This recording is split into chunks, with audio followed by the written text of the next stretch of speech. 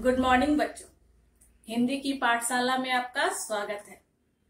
बच्चों, हम लोग पढ़ रहे थे पाठ 10 तितली रानी। इस कविता में एक छोटा बालक है जो आपके ही एज का होगा, आपके ही उम्र का है, और वो तितली को पकड़ना चाहता है, उससे बातें करना चाहता है। लेकिन जैसे ही वो उसके पास जाता है, तितली उड़ जाती है। तब वो तितलियों से पूछता है कि क्यों तुम मुझे देख कर उड़ जाते हो, जबकि तुम फूलों पर बैठते हो, उनसे बातें करते हो, तो मुझसे ही क्यों तुम इतना शर्माती हो। तो यही कविता हम लोग पढ़े थे। कविता पढ़ने के बाद आप लोगों को कहा गया था इस कविता को कॉपी में लिखिए, फिर शब्दार्थ और वर्तनी अभ्यास करने के लिए कहा गया था। मुझे उम्मीद है आप लोग कर लिए होंगे। तो आइए अब पाठ को आगे बढ़ाते हैं। सबसे पहले देखते हैं पुस्तक में कि अब तक हम लोगों ने क्या क्या कर लिया है। आइए, तो ये कविता है तितली रानी। ठीक है, यहाँ देखिए, ये छोटी सी एक बच्ची है जो तितलियों से बातें कर रही है। ठीक है, ये कविता हम लोग लिख चुके हैं। शब्दार्थ भी हो गया इससे संबंधित जो भी था, और वर्तनी अभ्यास भी आप लोगों को दिया गया था करने के लिए। इसके बाद आप लोग जानते ही हैं कि कविता से जो भी प्रश्न उत्तर है वो हम लोग नहीं लिखते हैं, तो इसे हम लोग छोड़ देंगे। ये आप लोग अपने पुस्तक में ही कर लीजिएगा, आप लोग को बतलाया गया था करने के लिए, और ये भी दे दिया गया था फिल इन द ब्लैंक्स। और इसके बाद है सोचो और बताओ। इसे आपको मैच करना है। तितली कहाँ बैठती है? फूलों पे। ये है मधुमक्खी, हनी बी का देखिए यहाँ छत्ता, मधुमक्खी का छत्ता है ये, तो इसे इससे मैच कीजिएगा। फिर चिड़िया कहाँ रहती है? घोंसले में। और मछली कहाँ रहती है? यहाँ नदी है, तालाब है इसमें। ठीक है, तो इसे आप लोग यहीं पे पुस्तक में ही मैच कर लीजिएगा। और आज हम लोग करेंगे भाषा से। भाषा से में पहले देखते हैं क्या हम लोग अपने पुस्तक में करते हैं और क्या कॉपी में। तो भाषा से का नंबर 1 जो है, पढ़ो, समझो और लिखो। ये भी एक फिल इन द ब्लैंक्स दिया गया है, और यहाँ शब्द दे दिया गया। आपको देखना है कौन सा शब्द सही है और उसे यहाँ लिखना है। एक उदाहरण भी बता दिया गया है। देखिए, तितली फूलों पर मंडराती है। मंडराता और मंडराती दोनों यहाँ दिया गया है, तो यहाँ पर मंडराती है। इसके बाद तितली फूलों से रंग लेता है या लेती है? तितली रंग लेती है। ठीक है, यहाँ लिखिएगा आप लोग, फूलों से रंग लेती है। फिर है पौधे पर फूल डैश है, खिला है या खिली है? पौधे पर फूल खिला है।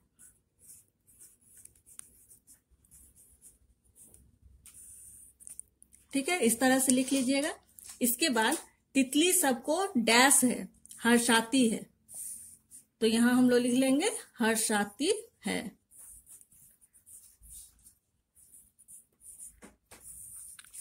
ठीक है, इसके बाद इसे हम लोग अपने कॉपी में करेंगे। ये हम लोग बाद में देखेंगे क्या करना है इसमें, उल्टे अर्थ वाले शब्द।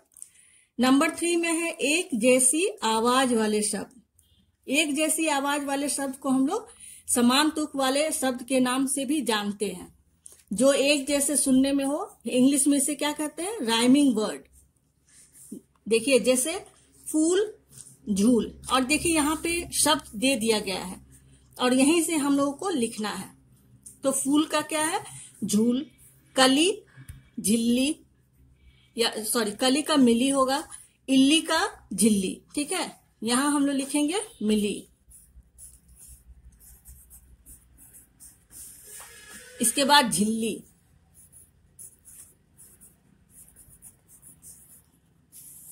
इल्ली, झिल्ली। खिली, खिली का फली।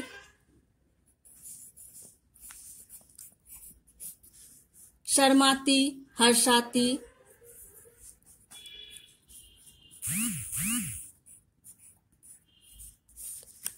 अंचल, चंचल का अंचल। तो इस तरह से मिलता जुलता शब्द है ये। ठीक है, तो ये हो गया समान तुक वाले शब्द। अब है नंबर 4 में है, ये सर्वनाम है, तो इसे भी हम लोग अपने कॉपी में करेंगे। बाद में इसके बारे में चर्चा करते हैं। चलिए आइए पहले उल्टे अर्थ वाले शब्द पढ़ते हैं। आइए हम लोग भाषा से करते हैं। भाषा से आप लोग कॉपी में दीजिएगा हेडिंग भाषा से। इसके बाद नंबर 1 जो था वो हम लोग पुस्तक में कर लेंगे। कॉपी में लिखना है नंबर 2 से। तो नंबर 2 में है उल्टे अर्थ वाले शब्द, यानी विपरीत अर्थ, जिसका अर्थ बिल्कुल उल्टा। ठीक है, इससे नाम से ही पता चल रहा है और हम लोग आगे भी इसे पढ़ चुके हैं। तो आइए देखते हैं क्या है। अच्छा, अच्छा का उल्टा क्या होगा? बुरा। तो हम लोग यहाँ लिखेंगे बुरा।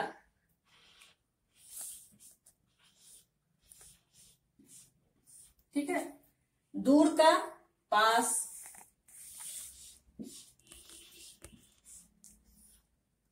इधर उधर,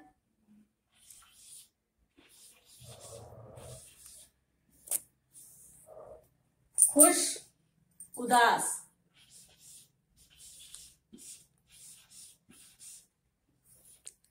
ठीक है। फिर है सच्चा झूठा,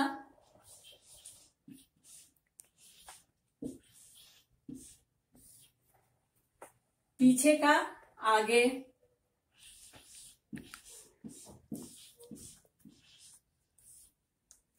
उतरना चढ़ना,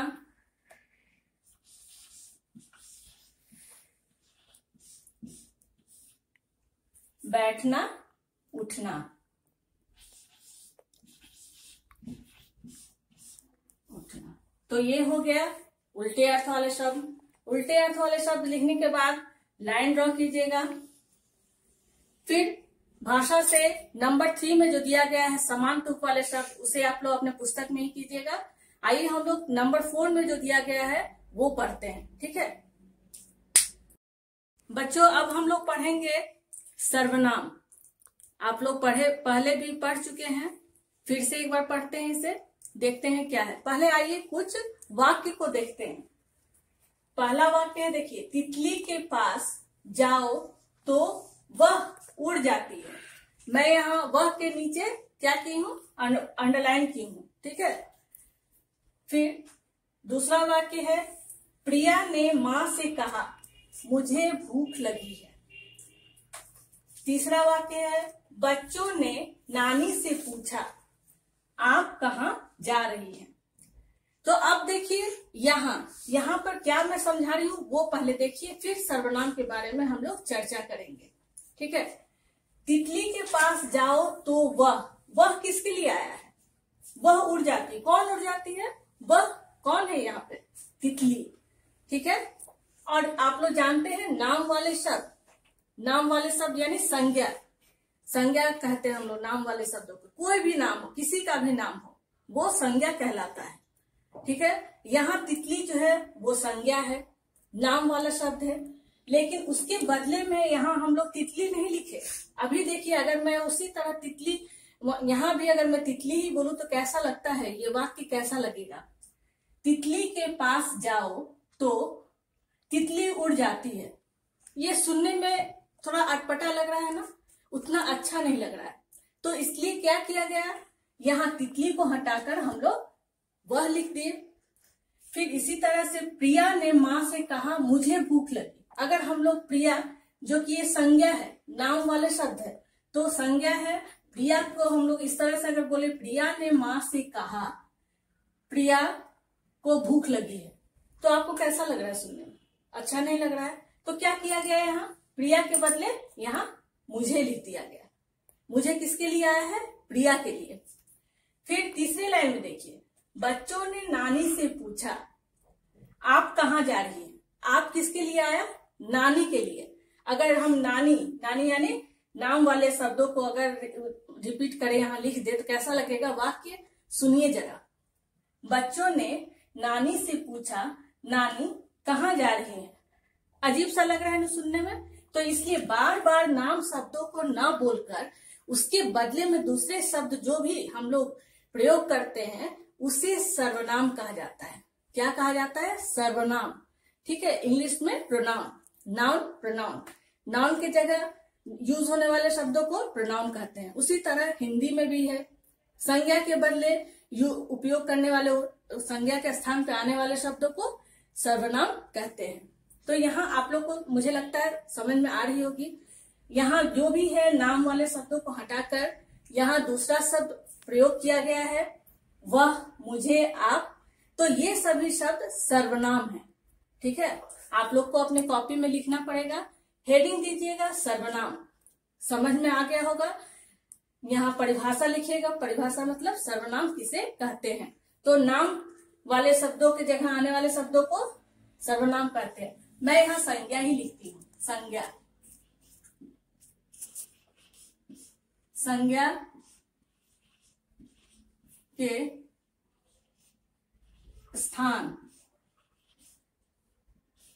पर आने वाले शब्दों को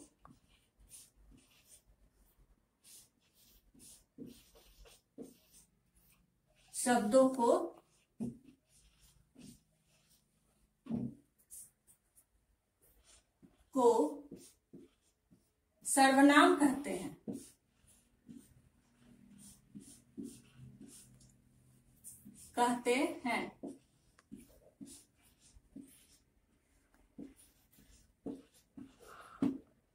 जैसे एग्जाम्पल में है वह, तुम, यह। सर्वनाम बहुत है। ठीक है, यह, तुम, वह, उसे, उसने, उन्होंने, इन्हें, मैंने, आपने, ये सभी जितना भी है ये सब सर्वनाम है। ठीक है, तो आप इस चीज को ध्यान में रखिएगा। मैं केवल यहाँ एग्जाम्पल में आपको 2-3 एग्जाम्पल देती हूँ, उदाहरण देती हूँ। उम्मीद है समझ गए होंगे आप लोग। अब हम लोग इसे अभ्यास करेंगे। ठीक है, यहाँ जैसे कि मैं पहले ही समझा दी हूँ, तितली के पास जाओ तो वह उड़ जाती है। तो वह किसके लिए आया है? तितली के लिए। तो यहाँ हम लोग लिखेंगे तितली।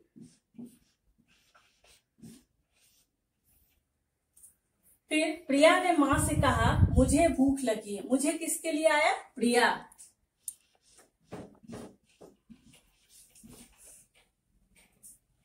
बच्चों ने नानी से पूछा आप कहाँ जा रही हैं? तो आप किसके लिए आया? नानी। अब आप लोग समझ गए होंगे, ये जो है तितली, प्रिया, नानी, ये नाम वाले शब्द है, ये संज्ञा शब्द है। और वह, मुझे, आप, ये सर्वनाम है। ठीक है, अभी कुछ 3 शब्द है, सर्वनाम शब्द है, जिससे हमें वाक्य बनाना है। उसे, मैं और हम। ठीक है, उसे खेलना पसंद है। उसे खेलना पसंद है।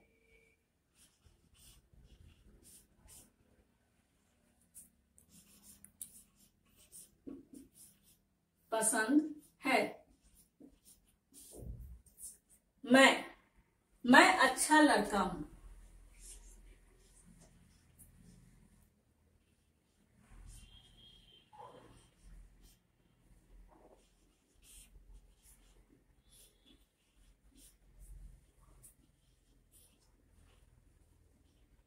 ठीक है, लास्ट में है, अंत में हम बाजार जा रहे हैं।